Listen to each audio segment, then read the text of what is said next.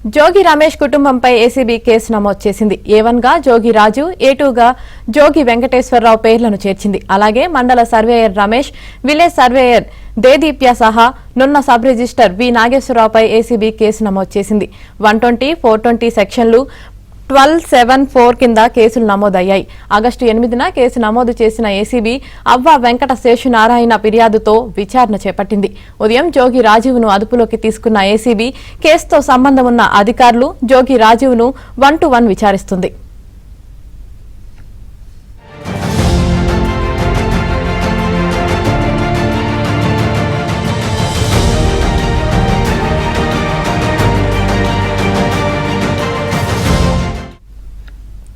జోగి రమేష్ కుటుంబంపై ACB case నమోదు చేసింది. ఇదే విషయానికి సంబంధించి మరింత సమాచారం మా ప్రతినిధి ప్రసాద్ లైవ్ లో అందిస్తారు. ప్రసాద్,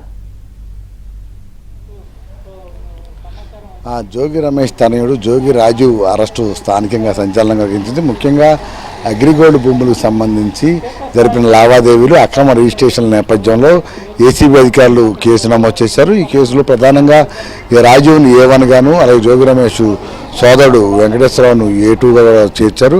ఇక ఆ రోజు ఎవరైతే ఈ మొత్తం అక్రమ రిజిస్ట్రేషన్లో నిబంధనలకు విరుద్ధంగా సహకరించిన అధికారులకు సంబంధించి సర్వేయర్ కావచ్చు, రిజిస్ట్రార్ కావచ్చు, అలాగే రెవెన్యూ సిబ్బంది కావచ్చు, వీరందరినీ కూడా సూత్రధారులుగా పాత్రధారులుగా నిర్ధారిస్తూ మొత్తం 8 మందిపై కేసు నమోదు చేశారు.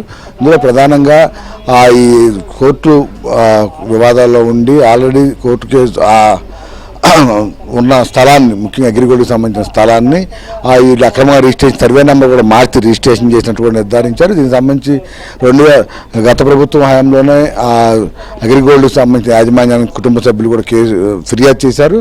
అయితే ఆ రోజు స్పందించి విచారణ చేయాల్సిన అధికారులు జోగి రమేష్ మంత్రిగా ఉండటం, వైసీపీ ప్రభుత్వం అండదండలు ఉన్న నేపథ్యంలో ఎటువంటి చర్యలు తీసుకోలేదు. కనీసం దర్యాప్తు కూడా చేయకుండా అధికారులు వదిలేశారు. అయితే కూటమి ప్రభుత్వం వచ్చిన తర్వాత ఆ ఫిర్యాదు ఆధారంగా విచారణ చేపట్టిన నేపథ్యంలో ఇందులో ప్రధానంగా రాజు పాత్ర, అలాగే జోగి వెంకటేశ్వరరావు పాత్ర ఉంది. వారిద్దరూ కేంద్రంగానే ఈ రిజిస్ట్రేషన్ కూడా జరిగినాయి.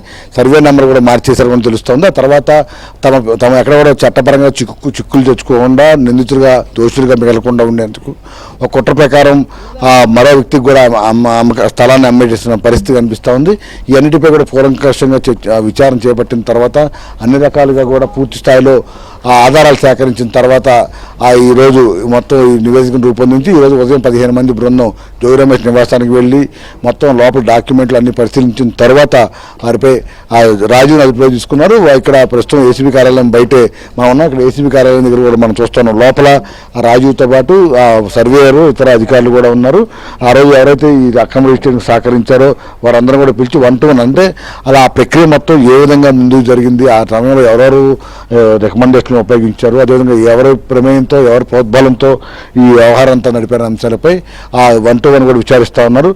కొన్నిసార్లు ఇటు సిబ్బంది, ప్రభుత్వ అధికారులు చెప్పిన మాటలకు, రాజు చెప్పిన మాటలకు పోలిక సరిపోతున్న నేపథ్యంలో మళ్ళీ కూడా విచారిస్తూ ఉన్న పరిస్థితి కనిపిస్తూ ఉంది. అయితే ప్రస్తుతం మనకు అందుతున్న సమాచారం ప్రకారం మొత్తం A1గా జోగి రాజుతో పాటు, A2గా జోగి వెంకటేశ్వరరావుతో పాటు మండల surveyor Ramesh, village surveyor Dedeepya, నున్న సబ్ రిజిస్టార్ వి నాగేశ్వరరావుపై కేసు నమోదు చేశారు.